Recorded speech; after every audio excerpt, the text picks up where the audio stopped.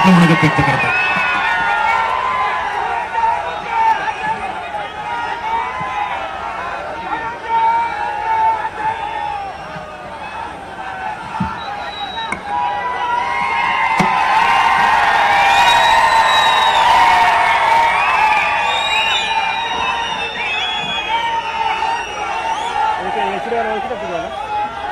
बीड जिल्हा लोकसभा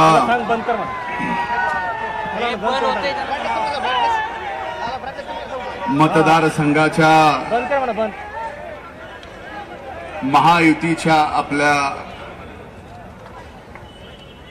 सर्वांच्या लाडक्या भारतीय जनता पार्टीच्या राष्ट्रीय चिटणीस माझ्या भगिनी माननीय पंकजाताई गोपीनाथरावजी मुंडे व्यासपीठावर उपस्थित महायुतीचे सर्व सन्माननीय आमदार, लोकप्रतिनिधी, माजी लोकप्रतिनिधी, महायुतीच्या सर्व घटक पक्षाचे अध्यक्ष, विविध आघाड्याचे अध्यक्ष, सन्माननीय व्यासपीठ आणि आज आपल्या सर्वांच्या लाडक्या पंकजाताईंचा उमेदवारी अर्ज दाखल करून त्यांना आशीर्वाद देण्यासाठी इथं उपस्थित बीड जिल्ह्यातील मायबाप, मतदार बंधू भगिनींनो आणि माझ्या पत्रकार मित्रांनो, खरं तर ही लोकसभेची निवडणूक आहे आणि अनेक मान्यवरांनी भाषणं केली. काही भाषणं तर अशी झाली, आजकाल IPL चालू आहे, एखाद्यानं 9 बॉलमध्ये 38 रन काढाव्यात असं आडसकरांचं भाषण सुद्धा झालं.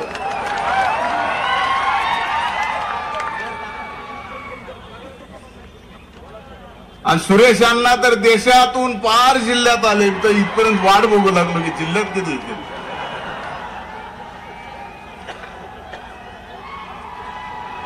माझ्या दृष्टीनं ही बीड जिल्ह्याची लोकसभेची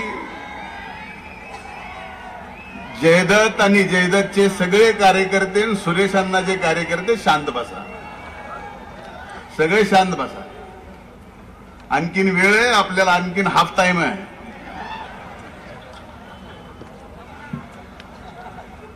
या बीड जिल्ह्याची एक आगळी वेगळी परंपरा आहे आणि आजपर्यंत बीड जिल्ह्याच्या मायबाप जनतेने सांभाळलेली आहे, प्रामाणिकपणाने पाळलेली आहे. या बीड जिल्ह्याच्या लोकसभेच्या निवडणुकीला सामोरं जात असताना खरं तर ही देशाची निवडणूक आहे. हा लोकशाहीचा सगळ्यात मोठा सण आहे.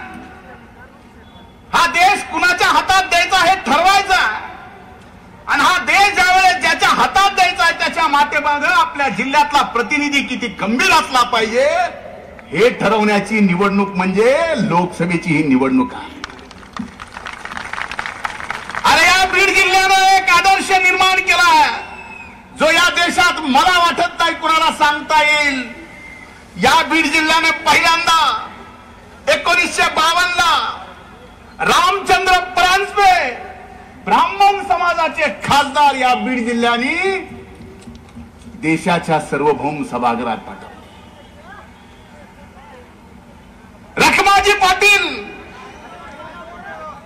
धनगर समाजाचे 1957 ला या बीड जिल्ह्याच्या मायबाप जनतेने या देशाच्या सार्वभौम सभागृहामध्ये आपला प्रतिनिधी म्हणून पाठवला. द्वारकादास मंत्री माहेश्वरी 1962 ला या जिल्ह्याचे खासदार म्हणून देशाच्या सार्वभौम सभागृहामध्ये या जिल्ह्याच्या जनतेने पाठवलं. क्रांतिसिंह मामा पाटील साताऱ्याहून आले, या बीड जिल्ह्यामध्ये आले. बीड जिल्ह्याच्या मायबाप जनतेने कोण आहेत, कुठले, कुठून आलेत, मराठा समाजाचे विचारलं नाही, या देशाचा सार्वभौम सभागृहामध्ये खासदार म्हणून पाठवलं. सयाजीराव पंडित मराठा समाजाचे या देशानं कर्तबगार माणसं या देशाच्या सार्वभौम सभागृहात पाठवली। गंगाधरप्पा बुराडेंचं नाव घेतलंय, केशर काकू क्षीरसागरांचं, बबनराव ढाकणेंचं, पुन्हा केशवराव क्षीरसागरांचं, रजनीताई पाटलांचं, जयसिंगराव गायकवाडांचं, स्वर्गीय मुंडे साहेबांचं, आमच्या धाकल्या प्रीतमताईचं एकदा नाही दोनदा। आता त्याच्यानंतर माझ्या दृष्टीनं प्रीतमला ताईला जरी ही निवडणूक हलकी वाटत असली उमेदवार म्हणून, पण मला मात्र ह्या जिल्ह्याचा पालकमंत्री म्हणून आणि घरचा आता अण्णा आणि साहेब दोघे नसल्या म्हणून घरातला पालक म्हणून सगळ्यात मोठी जबाबदारी।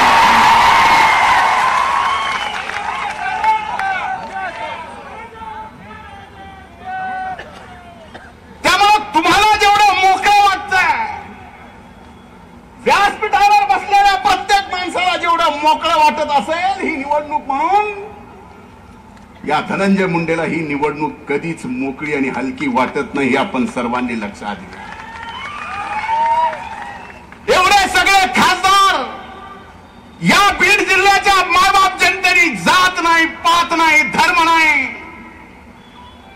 फक्त त्यांच्या अंतःकरणातली त्यांच्यातली कर्तबगारी पाहिली आणि कर्तबगार माणसाला या बीड जिल्ह्यातनं जात पात पलीकडे जाऊन या देशाचं नेतृत्व करण्यासाठी देशात दिल्लीत पाठवलं। आणि आज तीच वेळ आली आहे, इथं उमेदवार कोण आहे, काय आहे, समोर कोण आहे। आडसकर साहेब म्हणले, बोलत बोलत कुणीतरी खालून आडसकर साहेब म्हणले की हबाडा हे येत। आता हबाडा आला की ते म्हणले आता मलाच बसायला लागलाय, असं तुम्ही म्हणलात। आणि बोलत बोलत म्हणले की हा समोरचा जो बहुरंगा पप्पा कॅन्डिडेट आहे,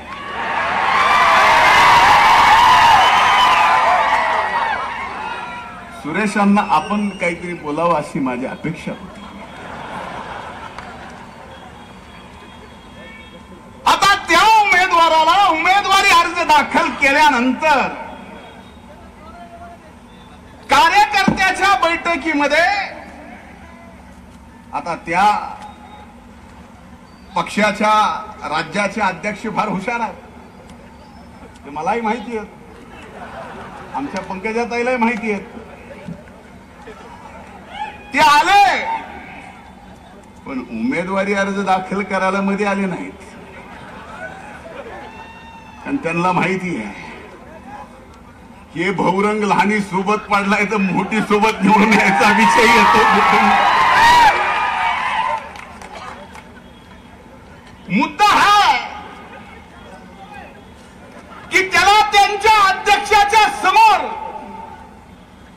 आणि कार्यकर्त्याच्या समोर, हे खरे आडसकर साहेब, छत्रपती शिवाजी महाराजांची शपथ घ्यावी लागली की मी छत्रपती शिवाजी महाराजांची शपथ खातो की मॅनेज कॅन्डिडेट नाही।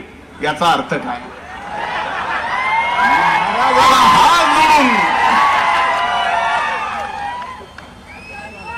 मी छत्रपती शिवरायांच्या नतमस्तक होऊन माफी मागतो। खोटी शपथ खाल्ली, जाऊ द्या, माफ करा।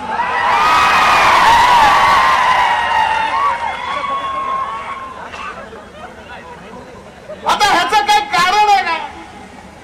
मी काय पुरावे देईल?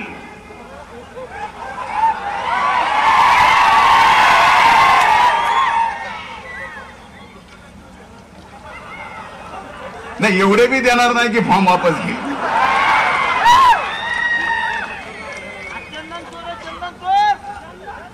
पक्ष सोडायच्या अगोदर या व्यक्तीने राज्य सरकारकडून आचारसंहिता लागायच्या 2 दिवस अगोदर, पक्ष प्रवेश करायच्या 2 दिवस अगोदर महायुतीच्या सरकारकडून सोलापूरच्या आणि केजच्या दोन्ही कारखान्याचं एक्सटेन्शनचं प्रपोजल 8 तासात मंजूर करून घेतलं. उपमुख्यमंत्री अजितदादाच्या कारखान्याचं सुद्धा झालं नाही, याच झालं. आणि तरी ह्यांनी भौरंगपणा केलाय.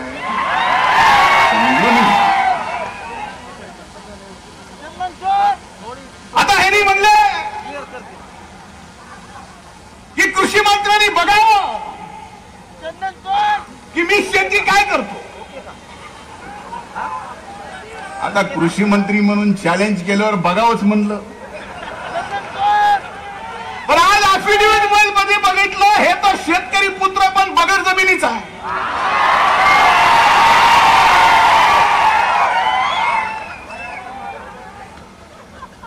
ह्याला जमीनच नाही शेतीची,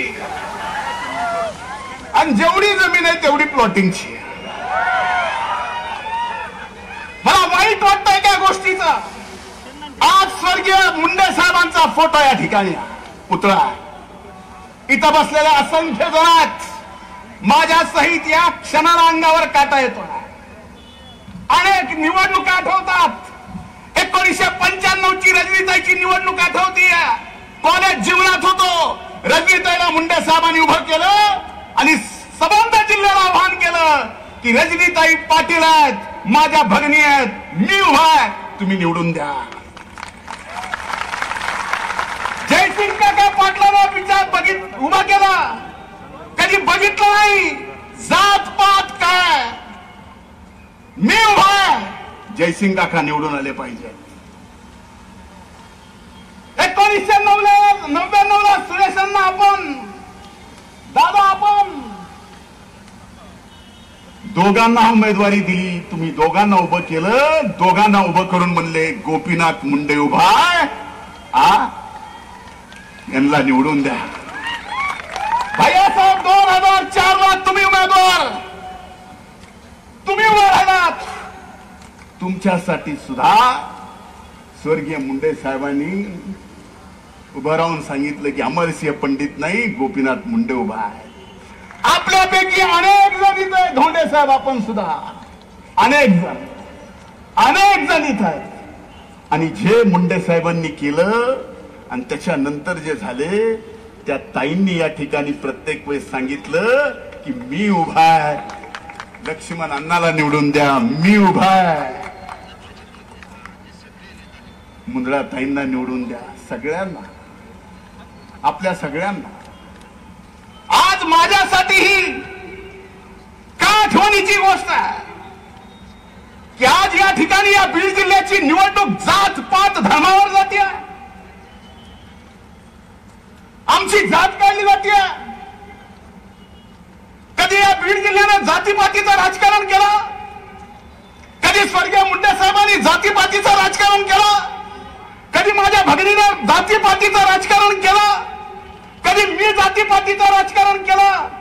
आपल्या आई बापाच्या साक्षीला आपण सगळ्यांनी स्टेजवरच्या आणि आपल्याही सगळ्यांनी मनावर हात ठेवून सांगावा कधी कमी आम्ही जात पात धर्म याचं राजकारण केलं.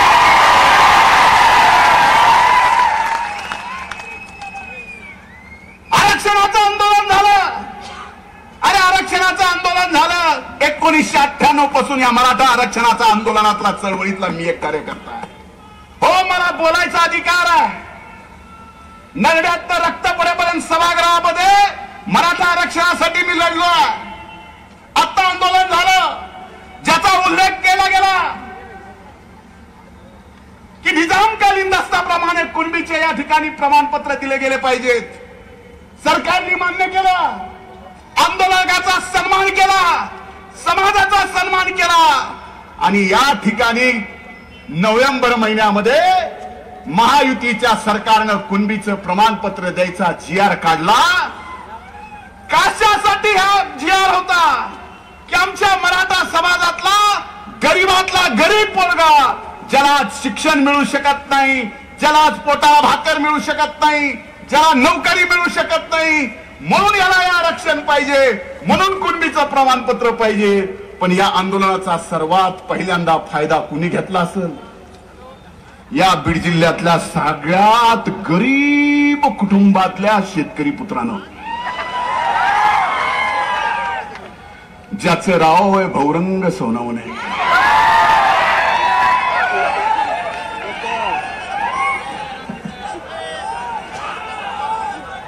हा नोव्हेंबरचा GR आहे, हे त्यांचं कुणबीचं प्रमाणपत्र आहे.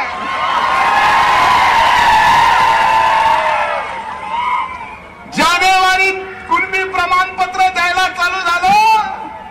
हे एवढा गरीब आहे, एवढा गरीब कारखानदार आहे, एक नाही दोन कारखानदार आहे की ह्याला कुणबीच्या प्रमाणपत्राची गरज पडली. 11 जानेवारीला अर्ज दाखल केला, 14 जानेवारीला कुणबीचं प्रमाणपत्र मिळालं आणि 12 मार्चला केजच्या खरेदी विक्री संघाच्या निवडणुकीत इतर मागासवर्गीय मधून अर्ज भरला.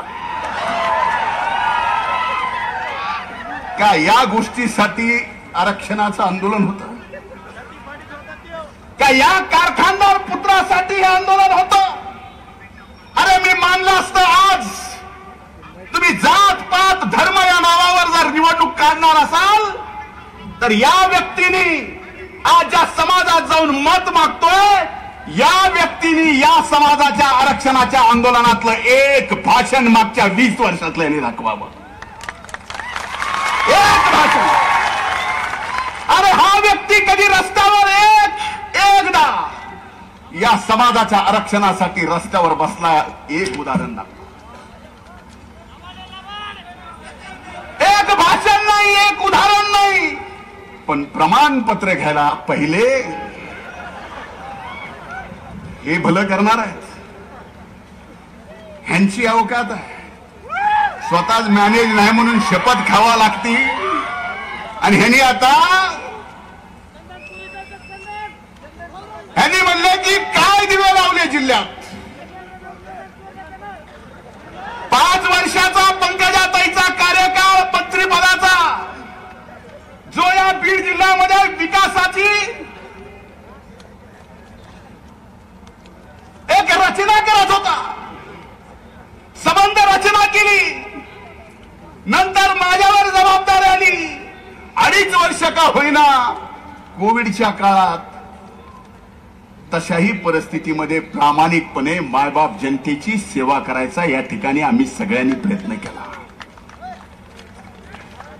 पण या बीड जिल्ह्याच्या दृष्टीनं जात पात धर्माच्या पलीकडे काय विचार करावा लागणार आहे?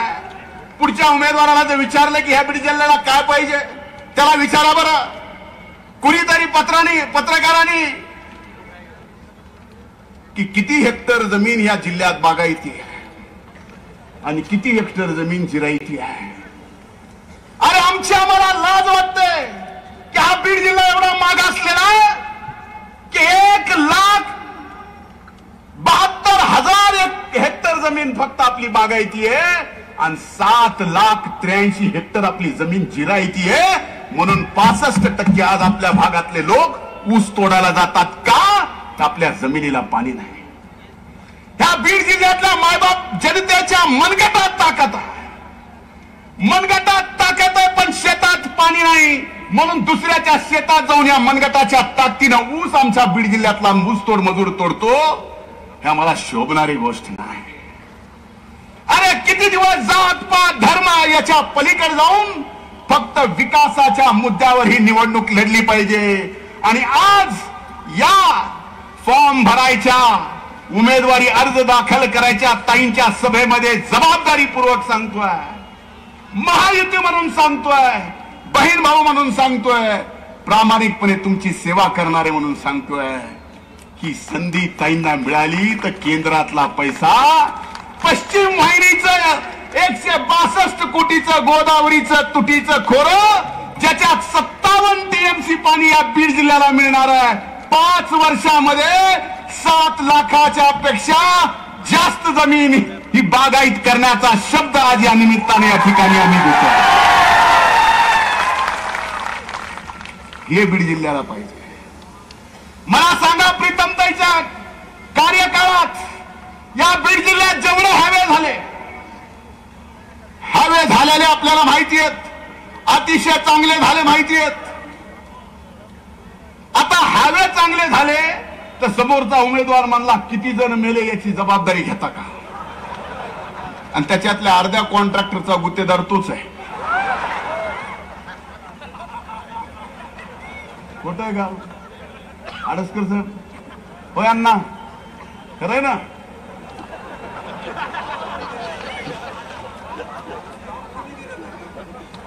ते तुम्हाला माहिती. म्हणजे परिस्थिती बघा. रस्ते झाले, मुद्दा हा आहे की रस्ते झाले म्हणून विकास झाला. रस्ते चांगले झाले म्हणून काही ठिकाणी जाताना, आता बिडवून मांजर सुंब्याकडे जाताना मधल्या भागामध्ये तर ती हॉटेलची सगळी बघितली तर अमेरिकेतल्या लॉस वेगास मध्ये गेल्यासारखा फील होतो. आता तुम्ही गेला नाही, मी गेला नाही, मलाही माहित नाही नेमकं काय आहे ते. बरोबर. मग मला सांगा, हा रस्ता जाताना, हा रस्ता कुठल्या जातीतल्या माणसाचा जातोय? हा रस्ता झाल्यानंतर कुठल्या जातीतल्या माणसाच्या जमिनीचा भाव वाढणार आहे? याचा विचार लोकप्रतिनिधी म्हणून प्रीतमताईंनी केला, सरकार म्हणून केला. मग विकासामध्ये कधी जात पात येत नाही. आज हे मोठे सगळे हायवे झाले, तुमच्या आजूबाजूच्या जमिनीचे भाव वाढले का नाही? गळ्याच्या सांगा, गळ्याच्या सांगा किती पटानं वाढलं? 10 वर्षात 10 पटीनं. अरे पंकजाताईला या ठिकाणी तुम्ही संधी दिली तर पुढच्या 50 वर्षात 50 वर्षाचं 5च वर्षात या ठिकाणी पूर्ण करून द्यायची जबाबदारी आहे. अरे ही दोन्हीची जोड आहे. केंद्रामध्ये त्यांची जी उडबास आहे ती ज्या नेतृत्वाच्या सोबत आहे, त्या नेतृत्वाच्या सोबत नुसतं उडबस जरी झाली तर बीड जिल्ह्याचे 99% प्रश्न असेच सहज मार्गी लागून जातील. आता हे समोरचा उमेदवार म्हणतो म्हणले आम्ही 1 वर्षात रेल्वेवर, अरे पटरीत आम्हीची सगळी आणली, बीडापर्यंत रेल्वे आली, आता राहिले काय? मुद्दा हा नाही की 1 वर्षामध्ये परळीहून नगर मुंबईला रेल्वे जाईल. मुद्दा आमच्यासाठी हा की पंकजाताई या भागाच्या खासदार म्हणून ज्या वेळेस केंद्रात प्रधानमंत्र्यांच्या मांदियाळीमध्ये बसताल त्यावेळेस परळीहून बीड मार्गे, आष्टी मार्गे वंदे भारत 5 तासात मुंबईला गेली पाहिजे.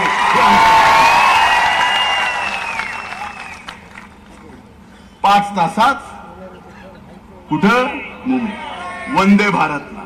याच्यासाठी ही निवडणूक आहे. आरक्षण तर मिळालंय, प्रश्न सगळे सुटलेत, पण इथं मात्र आज एवढ्या खालच्या पातळीनं जात पात धर्मावरती जात आहेत की असं कधी राजकारण मी बघितलं नव्हतं. म्हणून हात जोडून कळकळीची विनंती आहे, ही निवडणूक सोपी तुम्ही कुणीही समजायची गरज नाही. कुठलीही निवडणूक, कुठलीही लढाई ही सोपी नसते. आपल्या सगळ्यांना माहिती आहे. मी ज्यांना आव्हान केलं, ज्यांना स्वर्गीय मुंडे साहेबांचा नावाने मी या ठिकाणी उल्लेख केला, ज्यांच्यासाठी स्वर्गीय मुंडे साहेबांनी या ठिकाणी प्रामाणिकपणानं प्रयत्न केला, त्या सगळ्यांना माझ्या सहित सगळ्याला आव्हान आहे. ही निवडणूक जरी 13 तारखेला मतदान होत असलं त्याचा निकाल 4 जूनला आहे. 3 जूनला स्वर्गीय मुंडे साहेबांची पुण्यतिथी आहे. हे विसरू नका, हे विसरू नका. इतके वर्ष झाले स्वर्गीय मुंडे साहेब आपल्यातून गेले. आज आपल्या जिल्ह्याचं एवढं नुकसान झालं, भरावची प्रयत्न केला, पण एक नेतृत्व म्हणून जे नुकसान झालं की आपण म्हणायचं स्वर्गीय मुंडे साहेबांकडे बघून की दिल्लीचं ही तख्त राखतो मुंडे साहेबांची. आज पुन्हा ती संधी आपल्याला आली आहे. पुण्यतिथीच्या दुसऱ्या दिवशी पुन्हा स्वर्गीय मुंडे साहेबांना आपल्याला या ठिकाणी आपल्यात आणायचंय आणि केंद्रात पाठवायचंय. ही शपथ आज तुम्ही घ्या, ही शपथ लक्षात घ्या, आज ह्या शक्तीची गरज आहे. आणि हे जर तुम्ही विसरलात, तासले भौरंगे भुंगे कधी कुणाला किती कसे मॅनेज होतील. म्हणून आपल्याला सांगायचं आहे, आज खाली ज्या पद्धतीनं वातावरण आहे, घराघराचा सभा होतील नाही होतील मोठ्या, आम्ही येऊ नाही येऊ माहित नाही, पण एक सांगतो, आम्हाला आपल्यावरती विश्वास आहे, या महायुतीवरती विश्वास आहे. दोंडे साहेब, आपण सांगितलं की आम्ही तर अर्धेच होतो, तुमचे अर्धे वाढले पाहिजेत, 100% वाढले पाहिजेत. पण एक सांगतो की ह्या सगळ्या परिस्थितीत आम्ही सगळे जरी इथं असलो, सगळ्यांचं व्यवस्थित आहे, सगळ्यांनी इमान ईद बाळे, आपल्या पाठीमागचं एक ना एक मत महायुतीच्या उमेदवार पंकजाताई गोपीनाथरावजी मुंडे यांच्या कमळाला टाकलं तर मी शब्द देतो, हा देशातला ऐतिहासिक विजय हा बीड जिल्ह्याचा असेल, बीड जिल्ह्याच्या विकासासाठी असेल, बीड जिल्ह्याचं मागासलेपण दूर करण्यासाठी असेल, आणि बीड जिल्हा हा ऊसतोड मजुरांचा जिल्हा, हा जो कलंक आहे तो पुसून काढण्यासाठी पंकजाताईचा विजय असेल. आणि एवढंच नाही तर तुमच्या माझ्या स्वाभिमानाचा आणि अभिमानाचा हा पंकजाताईचा विजय असेल. हा विजय तुम्ही अविरतपणे कुठलंही कसलीही अडचण 13 तारखेपर्यंत न बघता काबाड कष्ट करा, हाची काढ करा, कायम सेवा करायला आहे. पण ही निवडणूक झाल्यावर मी पुन्हा 6 महिने मी आहेच.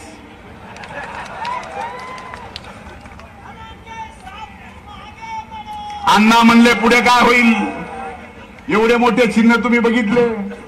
खरं तर निवडणूक आयोगाने तिथं चिन्ह लावायलाच ना पाहिजे होते. अजित बसले होते हे सगळेच बघायला लागले. ते चिन्ह नसते तर तुमचे मनच बिघडले नसते.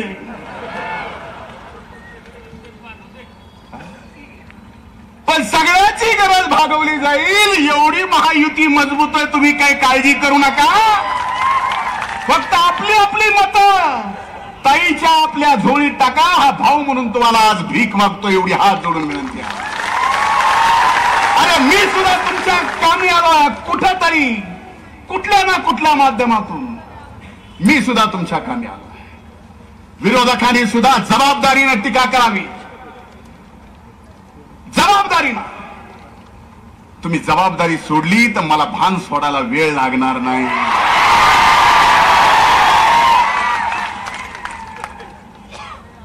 म्हणून हात जोडून माझी आपल्याला विनंती आहे, ही निवडणूक निर्णायक आहे, ही निवडणूक निर्वाणीची आहे, ही निवडणूक या बीड जिल्ह्याचं येणारा 50 वर्षाचं विकासाचं भविष्य ठरवणारी निवडणूक आहे.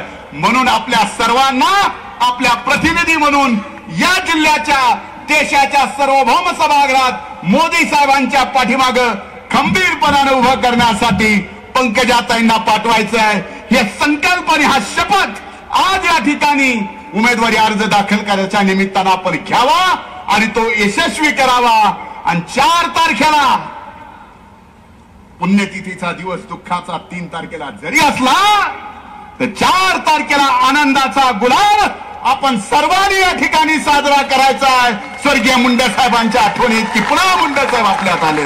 खूप खूप धन्यवाद. जय हिंद, जय महाराष्ट्र. धन्यवाद. यानंतर धनगर समाज बांधवांच्या वतीनं ताईसाहेबांचा एक सत्कार होतोय. आदरणीय पंकजा ताईसाहेबांना विनंती, आपण तो स्वीकारायचा आहे. उत्स्फूर्त भावनेनं 70 वर्षाचे